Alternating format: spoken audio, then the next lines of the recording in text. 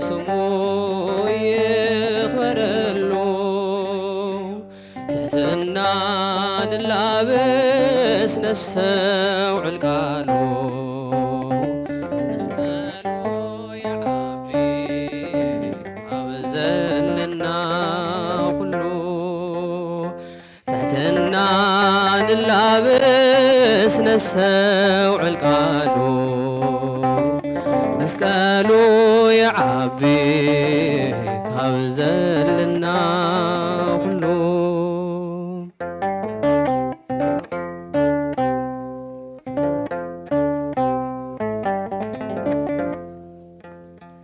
ክልተ ግዜ ብሰሙን ናፀምኩ ዕሽሪህብ ከምቲ ዓማፀ ይኮንኩን ኣይንበል ሰብ ኣይንፍርድ ንርእስና ኣይንልዕል ብውድቀትቶም ረሲኣን ዝደኸመ ጎረቤትና ኣይኹን መምዘኒና ሚዛንና ይኹን ቃሉ ንዘክሮ ቃል ኣምላኽ ልዕል ልዕል ክብሉ እዮም ትሕዘብሉ የለንዩ ካባና ዝኾነ ባና ኩሉ ኮዮ ካዎ በትና ይጸግቡ ነምልኮ በመንፈስ ሕይወትና ክሕደስ ኩለንተና ናይውረስ ይኽበር መንፈስ ቅዱስ ጸጋና ጎይታ ይመስገነሉ ክብርና ስሙ ይኽበረሉ ትሕትና ልላበስ ነስተውዕል ቃሉ መስቀሉ የዓቢ ካብ ዘለና ሁሉ ትሕትና ልላበስ ነስተውዕል ቃሉ መስቀሉ የዓቢ ካብ ዘለና ሁሉ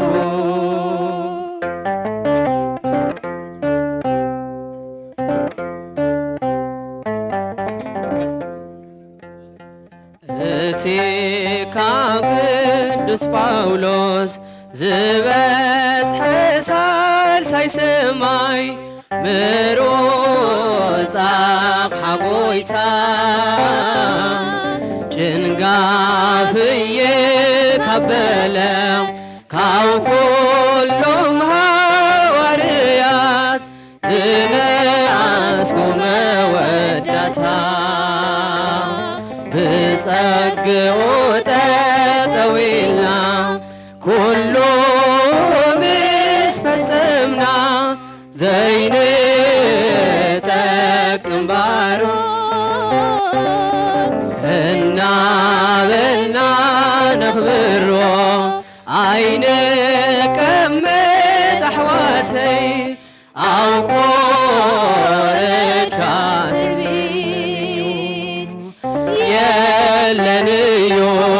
ካባና ዝኾነ ባና ኩሉ ኮዮ ካብኡ ወበስና ይጸግቡ ነምልኮ ብመንፈስ ሕይወትና ክሕደስ ኩለንተና ናይውረስ ይኽበር መንፈስ ቅዱስ ጸጋና ጐይታ ይመስገንሉ ክብርና ስሙ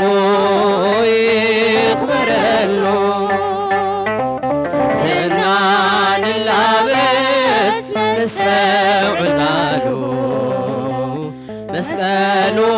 የዓቢ ካብ ዘለና ሁሉ ትሕትና ንላበስ ነስተውዕል ቃሉ መስቀሉ የዓቢ ካብ ዘለና ሁሉ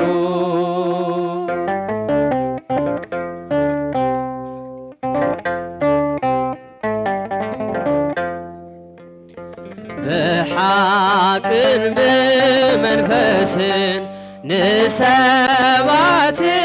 ተይኮነስ ከም ንጎይታ ጌርኩም እንድዩ ዝበለና ብፍታው ተገዝዎ ፍቓዱ ተረዲኹም ካብ ዓለም ክብረ ይጽበን ብዝበለና ጎይታ ኣብነትና ጌርና ክብርታትና ንኽብሮ ብእምነት ንጽድቂ ክነወፍዮለና የለንዩ ከባና ወነባና ኩሉ ኮዮ ካው ወበስና ይጸግዎ ነምልኮ ብመንፈስ ሕይወትና ክሕደስ ኩለንተና ናይውረስ ይኽበር መንፈስ ጸጋና ጐይታ ይመስገነሉ ክብርና ስሙ ይኽበረሉ ትሕትና ንላበስ ነስተውዕል ቃሉ መስቀሉ የዓቢ ኣብ ዘለና ሁሉ ትሕትና ንላበስ ነስተውዕል ቃሉ መስቀሉ የዓቢ ካብ ዘለና እቲ ስራሕቲ ናይቲ ልምዓት ስራሕቲ ብበዝሒ ዝርከብዎ ዝነበረ ተኽሊ ዘይትሁን እንትኸውን እቲ ቦታ ንብዙሓት ዓማውቲ እንዳ አባታችን ብምባል ይፍለጥ ነይሩ። ሕዚ እውን እንተኾነ ብሓደ ሓደ ዓበይቲ ዓድን ተወለድን እቲ ከባቢ በቲ ጥንታዊ ዝፍለጥ ዝነበረ ስሙ እንዳ አባታችን እንዳበሉ ከም ዝፅውዕዎ ልሙድ እዩ።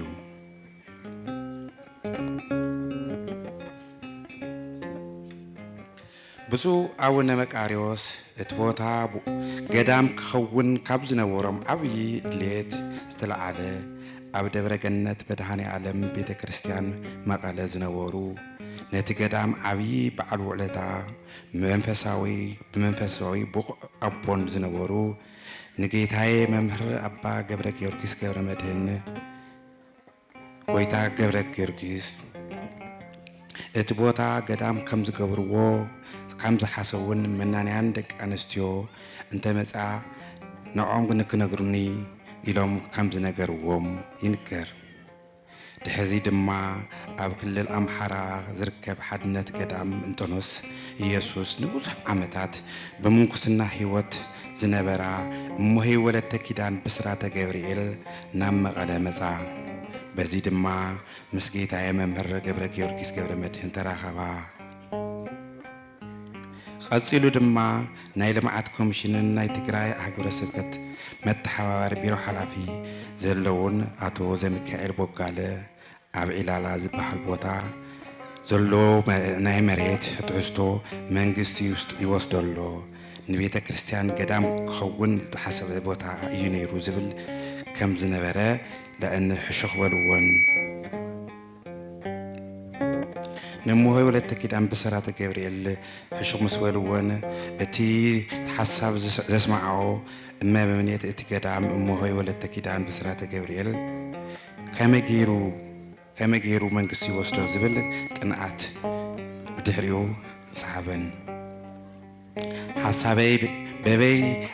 عمنا حسون مس أبوتاتنان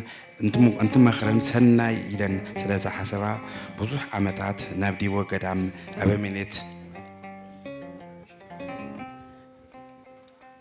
منيت زنورو تحرامي عبي ناي صولت أبو نابجيتاي أبا هايلا سلاسي غير مدين خيدن أما خرؤم جيتاي أبا هايلا سلاسي غير مدين دما عبزي خزي ساعات እመቤኔት እትገዳም ምስ ዘለዋ ምስ እማሆይ ወለተ ኪዳን ብስራተ ገብርኤል በሙኻን ናብ ጌታዬ መምህር ገብረ ጊዮርጊስ ምግረ መድህን በመኻድ አማኸርዎም ጌታዬ መምህር አባ ገብረ ጊዮርጊስ ገብረ መድህን ድማ ደስ ይልዎም ተነጊርዎም ጸንሐ ናይ ብፁዕ አቦና አቡነ መቃርዮስ መልእኽቲ ዘኪሮም ናብ ብፁዕ አቦና አቡነ መቃርዮስ ቀዳማዊ መልእኽቲ ሰደዱ ድሕሪ ብዙሕ መንፈሳዊ ምክክር ድማ እሞይ ወለተ ኪዳን ብስራተ ገብርኤል ዝርከበን ኣብ ትግራይ ብዝነበረን ኣብ ትግራይ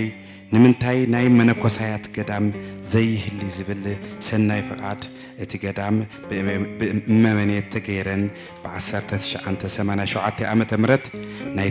ናብቲ ገዳም ኣምርሓ ኮይኑ ግና እቲ ቦታ መዕረፊ መነኮሳያት ቤተ ክርስቲያን ስለዘይነበሮ ካብ ዝተፈላለየ ቦታ ናብቲ ገዳም ዝመጻ መናንያን ደቂ ኣንስትዮ ብዙሕ ከይጸንሓ ይምለሳ ነበራ በዚ ድማ ንብዙሕ ዓመታት ኣብቲ ገዳም እሞይ ወለተ ኪዳን ንብሕተን ነበራ ኮይኑ ግና እቲ ቦታ ብገዳም ከይተገደመ ንብዙሕ ዓመት ጸንሐ ድሕሪ ዕረፍቲ እቶም ዓብዪ ኣቦ አቡነ መቃርዮስ ቀዳማዊ አቡነ መርሃ ክርስቶስ ቀዳማዊ ናይ መቐለ ሊቀ ጳጳስ ኮይኖም መጹ ብፁዕ አቦና አቡነ መርሃ ክርስቶስ ቀዳማዊ ድማ ብ1999 ዓመተ ምህረት ገዳም ገይሮም ገዲሞም 3 ሄክታር ትሕዝቶ እቲ ገዳም ኮይኑ ብጥሪ 1999 ዓመተ ምህረት መቐለ ሃገረ ስብከት ነቲ ገዳም ኣረከበ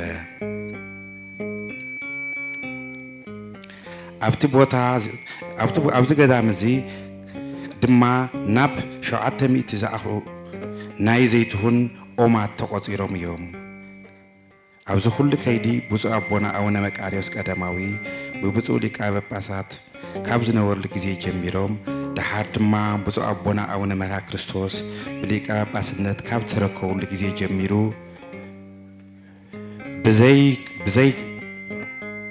ብዘይናወፅ ጽኑዕ ዕላማ እናሓገዙ ዝመፁ ከዚ እውን ናይቲ ገዳም ላዕለዋይ ሓላዊ ብምዃን ኣብ ምግልጋል ዝርከቡ ናይ መቐለ ሃገረ ስብከት ስራሕ መካየዲ ዝነበሩ ክቡር አቦና መልአከ ፀሓይ ተክለ ህይወት ማህፀንቱ ዝገበርዎ ናይቲ ገዳም አበርክቶ ዓብዪ እዩ ድሕሪዚ ቤተ ክርስቲያን ምስራሕ ተሓሲቡ ብ2000 ዓመተ ምህረት ኣብዚ ሕዚ ዘቤተልሔም ዘለዎ ቦታ ማየ ጸሎት ተሰሪሑ ፍቃድ አምላክ ኮይኑ ምሕታት ተጀሚሩ ኮይኑ ግና ንነዊሕ ዓመታት ኣይተመለሰን ግዜ ገቢር ለእግዚአብሔር እሞ እግዚአብሔር ኣብ ዝፈቀደ እዋን ነቲ ነዊሕ ግዜ ዝወሰደ ፍቃድ ክወሃብ ዝገበረ ክያዶ ዕልባት ረኺቡ ኣብ ሓምለ 2009 ዓመተ ምህረት ህንፃ ቤተ ክርስቲያን ኣብ ውሽጢ ሓደ ወርሒ ብቆርቆሮ ተሰሪሑ ሕቶ ምሕታት ካብ ዝተጀመረሉ ኣብ መበል 11 ዓመቱ ብ2010 ዓመተ ምህረት ናይ ዩናና ቅድስት ድንግል ማርያም ታቦት ኣተየ ድሕሪ ሓደ ዓመት ድማ ኣብ 2011 ዓመተ ምህረት እዚ ሕዚ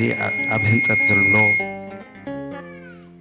ሓድሽ ህንፃ ቤተ ክርስቲያን ብብፁዕ አቦና አቡነ ኢሳይያስ ድሕሪ ዕረፍቲ አቦና አቡነ መርሃ ክርስቶስ ሊቀ ጳጳስ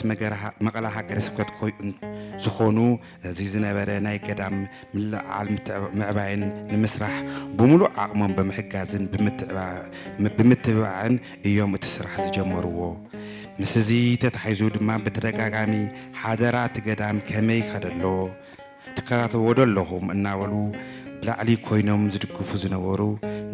نتي قدام عبي رأي زنوروم زدخلو او كل بجت كي ترفع انام الدو بمحكاز حسابات ون بمكفال عبي عبركتو زقورو ناي كل جزي ناي تقدام بعال عوي ولتا بعال سفح رأيين زنورو بزو أبونا أونا بأولوس باتراريك زي إثيوبيا لكا باز أكسوم وإجاك زمن بردك لهيمانوت نتقدام عبي كريو زنورم بحكي عزيو زدن نقيو مغالين أقلقلوت انتموزو نتقدام كي رقصو كيدوم أي فلتون زيوون نمبوس أبونا أونا إساياس نتقدام حادر عدك فو يولوهم نبرو بزيد ما بسوا أبونا أونا إساياس دقافهم عزوز زنبر انتخون موسود ما أبتجيزيب زنبر نهاجر سبكت من محدار قوائل وساني لك أنا بأبهات ملو دمسي أصدقون تقدام زلهم دقاف عريو بسوا أبونا أونا إساياس أبز حز أوان أون نتقدام ببجيزي أننا مسؤول بقاب مكتال أدلاي زخنا كله أم حجاز يركبو نايت قدام ناي مقدس أقلقلوت أبز حزيز اللو أوان إذا قدام أبز خز أوان زي تقوارز ناي سبحاتنك أقلقلوت بسألو تكيدان ساعات نحابة انتخون قداسي دما بزيكا قدام سنوتن زمنة تنسائن لك خمر ساعات بارات وقدامات أكسوم سيون بناي قدام سرعات سرك قداس انتخون قداسي دما أبت شعاتيو أبيتي ناي قويتا بعالات ورحاون عامتاون ناي دنقل مريم بعالات عامتاوي ورحاون بعال قدوس مرقوريوسن أونا قبرنا زراون فلي زبالة ما كم سواء تتحيزو نايننا دنقل مريم فلسطا صوم ليتي بساعات سرك دما بقداسي كل جزي مسوعتي قرب اتي خالي كم قال كابزل لو أبيات كريستيانات فلي زبلو دما لك كم بوزهان قدام إثيوبيا زي تقوصره نايب محبر زي تقوارص نايب محبر صلوت محبر زلو مخان ايو أب عمتاون ورحاون بعلات سلستيوم تاوتات اتقدام بترفات زقلقلو نايت قدام أبوتات محليت زقوم تخون أب زمن زيد ما سنوات ناي محليت أقلقلوت يكبرو ليو عمتاوي بعلات اتقدام قداماي مسكرم إسراء حدن بزهان مريم نايجيشن دبر كربي بعال خالاي حدار إسران حموشتن ناي سماعتو قدس مرقوريس سماعت الناس تقبل اللعلات سالساي تر إسران تشعنتن ناي بونا أونا قبر نازراوي زدبر هاريكوا عمتاو بعالن عرفتهم نيو سرعات النبابرا اتقدام بزحزي زلو اوان قصر مناني عندك انستيو ويد ما منكوسايات ناوسخه بركت زبلا منكوسايات زحقفن تخون كيدي النبابر اندما نبوزحات قدماويان تمكرو كخون زخيل تكهات استمولو يو قدري أبزت فلاي نيرم عصر حتي مالتون أو شمنا حرشا من كبخا أرقاويانن هزاناتن ناي متحن سرحتي كفتي محلابة صريت وزت توافيرن ليت دما بصلوتك هني قلقلا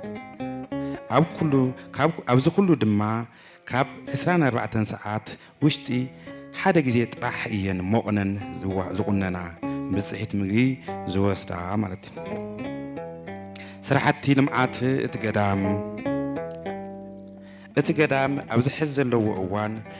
بناي لمعات سرحتو قدم قدامو زنبره نايلم عصر حتى تتناخيرو بمغصال نبوزحات نايلم عصر حتى أمس فحزر كبن تخون أبز خز أوان بخلت منقدي نالم يركب اتقدامي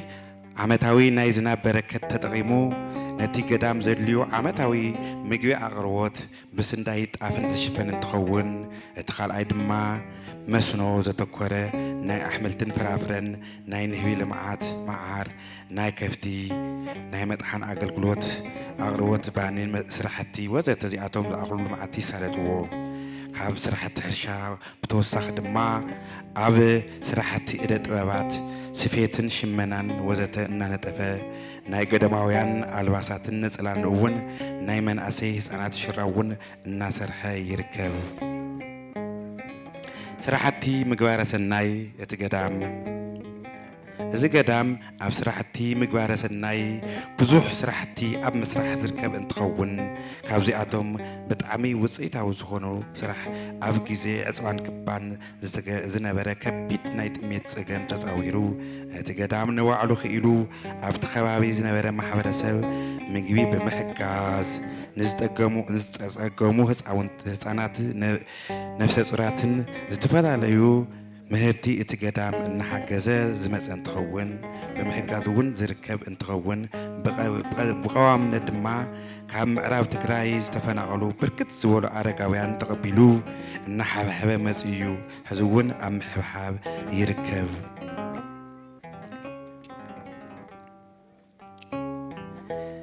እቲ ገዳም ንመሕብሐቢ ኣረጋውያን ህፃናትን ዝኸውን ስራሕ ታሪካዊ ቅርሲ ዝኸውን ህንፃ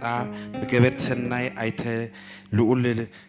ልበሎ በላይን በዓልቲ ቤቶም ወይዘሮ ገነት ሃይሉን ብብፁዕ ኣቦና ኣቡነ ኢሳይያስ ሰናይ ፍቃድ ኣብ ወርሒ ህዳር 2012 ዓመተ ምህረት እምነ ኩርናዕ ተቐሚጡሉ ህንፀቱ ዝተወድአ ሰፊሕ ኣዳራሽ ዘለዎ እንትኸውን እቲ ገዳም ኣብዚ ሕዚ ሰዓት ብርክት ዝበሉ ኣረጋውያንን ህፃናትን ናይ ኣእምሮ ሕሙማንን እናንተከባኸበ ይርከብ። ፍሉይ ኣገልግሎት እቲ ገዳም ነቲ ማሕበረሰብ እቲ ገዳም ኣብ ዕፅዋን ክባን ጀሚሩ ክሳብ ሕዚ እውን ኣብ ምሃብ ዝርከብ ፍሉይ ግልጋሎት ዘለዎ እንትኸውን በዚ ኣገልግሎቱ እቲ ገዳም ብዙሓት ዝተፀገሙ ወገናት ናይ ጭንቂ ሰዓት መዕረፊ ኮይኑ እዩ። እዚ ኣገልግሎት ዝተኮረ ዓቕሚ ዘይብሉ ወገናት ገንዘብ ክፍሊት ስኢኖም ኣገልግሎት እንተዘይረኺቦም ከይረኸቡ ንከይተርፉ ዝግበር ሰናይ ስራሕ እንትኸውን ካብዚኣቶም እውን ካብ ዝኾነ ይኹን ቦታ የምፃእ ዓቕሚ እንተደኣ ዘይብሉ እቶም ስዑ ኣገልግሎት ይረክብ። ናይ ክርስትና ምልዓል ወይ ድማ ስርዓተ ጥምቀት ንህፃናት፣ ናይ ፍትሓት ተስካር ንሙታን፣ መርዓ ዓቕሚ ንዘይብሎም ወዘተ እናሃበን ሂቡን እዩ። ፍሉይ በረከት እቲ ገዳም እቲ ገዳም ብዙሓት ጸጋታት ዘለዎ ብዙሕ ናይ እግዚአብሔር መግቦት ሓለዋን እናተረኣየሉ ዘሎ እንትኸውን ሕድሕድ ኣማኒ ኣብቲ ገዳም ብእምነት ዘለመንዎ ዝተጸገሙ ኢሉ እውን ኣመንቲ ነቲ ገዳም ኣብ ብዙሓት ፈተናታት ብእግዚአብሔር ሓይሊ ብድንግል ማርያም መልጃ ብሰማዕቱ ቅዱስ መርቆሬዎስ ሓለዋ ብጻድቁ ኣቡነ ገብረ ናዝራዊ ጸሎት እናሓለፈ እስካብ ሕዚ እዋን በፂሑ እዩ። ኣብ ቀጻሊ እውን ካብዚ ንክዓቢ ንክዕንብብን ምስ ፈጣሪ ሰሙሉ ተስፋ ኢና። ካብቶም ሓደ ናይ ቤተ ክርስቲያን እቲ ዝዓበየ ተልእኮ ዝኾነ ድማ ኢኣማንያን ናብ ኣሚነ ስላሴ ምምፃእ እንትኸውን ካብዚ ከምኡ ድማ 5 ዝኾኑ ካብ ካሊእ እምነት ዝነበሩ ወገናት ኣብቲ ገዳም ተጠሚቆም ናብ ኦርቶዶክስ ተዋህዶ እምነቶም ናብ እግዚአብሔር ተሓቂፎም እዮም። እቲ ገዳም ሓድሽ ህንፃ ቤተ ክርስቲያን ኣብዚ ኸዚ ዘለዎ ብርኪ እቲ ህንፃ ቤተ ክርስቲያን ናይቲ ገዳም በረከት ክቅበል ኢሉ ዝመፀ ምእመን ኣማንን ብምድጋፍ ናይ ሰራሕተኛታት ደሞዝ ብምክፋል ን6 ዓመት ኣብዚ ብርኪ እዚ በፂሑ ኣሎ። እቲ ገዳም ብዙሓት ካብ መቐለ ዝርከቡ ኣብያተ ክርስቲያናት ናይ ባዕሉ ነባራይ ምእመን ስለ ዘይብሉ ሓገዝ እውን ስለ ዘይሓትት ካሊእ እውን ናይ ገንዘብ ኣታዊ ድማ ስለ ዘይብሉ ካብዚ ንላዕሊ ክፈጥን ኣይከኣለን። እቲ ዝበዝሕ ስራሕ ገና ዘይተወድአ እንትኸውን ምእመናን እውን መፂኦም በረከት ክቅበሉ ናይ ዓቕሞም እውን ብናውቲ ብገንዘብ ንክሕግዙ እግረ መንገድና ክነተሓሳስብ ንፈቱ። ንቐጻሊ ዝተሓሰቡ ናይ ልምዓት ናይቲ ገዳም ናይ ልምዓት ትልምታት ሰፊሕ ቤት ትምህርቲ ምህናፅ፣ ክሊኒክ ነእምሮ ሕሙማንን መሕብሕበ ህፃናትን ህንፃ ምስራሕ ጽሬቱ ዝሓለወ ናይ ሊቃነ ጳጳሳት መዕረፊ ህንፃ ምህናጽ ዘመናዊ ሰፊሕ ሕርሻ መካናይዘይት ምስፍሕፋሕ ናይ መነኮሳያት መዕረፊ ምስራሕ ናይ መናንያንን ጽጉማትን መዕረፊ ንዝተጨነቁ ምስ ኣምላክ ክራኸቡ ዝደልዩውን ዝተስተኻኸለ ናይ ስዋዕ ቦታን ናይ ደርሁ መራብሕን ማይን መብራህትን ምስራሕ እዚኣቶምን ወዘተን እዮም። እዚኦም ክንሰርሕ ድማ ኣምላኽና እግዚአብሔር ይሓግዘና። ምእመናን ድማ እጃምኩም ክተወፊልና ንላዎ። ወስብሐት ለእግዚአብሔር። ሕይወት ውርዞነተይ ከእንበብ ክፈሪ ጸምሊኡ ከይተረፍ ጠሊኻ ከይዛሪ ፈለጋት ጥበብኻ ይውሓዝ ብሕይወተይ ፍቕርኻ ርውየኒ ይቆረጽ ጽማተይ ኣርከፍ ክፎ ዝምህረትኻ ይዝነበለይ ይቅርታኻ ይዕሰሉኒ ጸጋታትኻ ኣንብረኒ ኣብዛ ቤትኻ ካማ ፍኻ ወይ ከኣይፍለይን ካማሞ ሕቕፍኻ ወይ ከኣይፍለይን ካባኻ ርሒቐ ንዓኻ ስኢነ ኣነሳ ኣይነብርን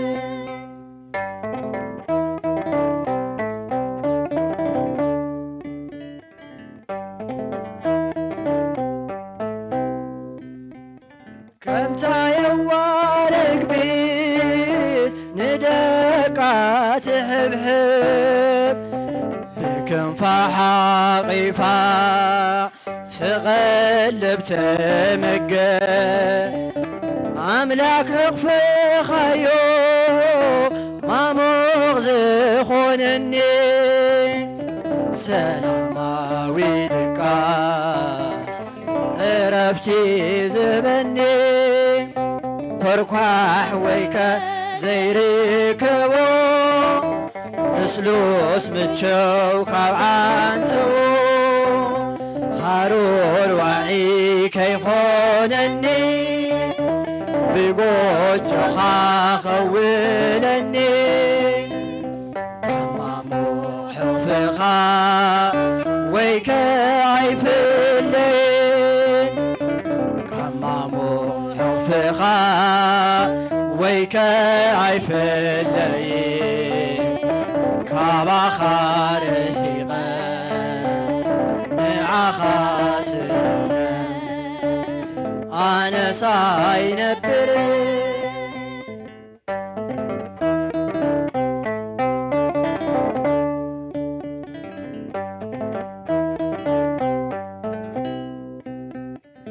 ዓለምን ንብረታ ሰላም ኣይኾነኒ ገስጊሰ መጺካ እቶ ክትብለኒ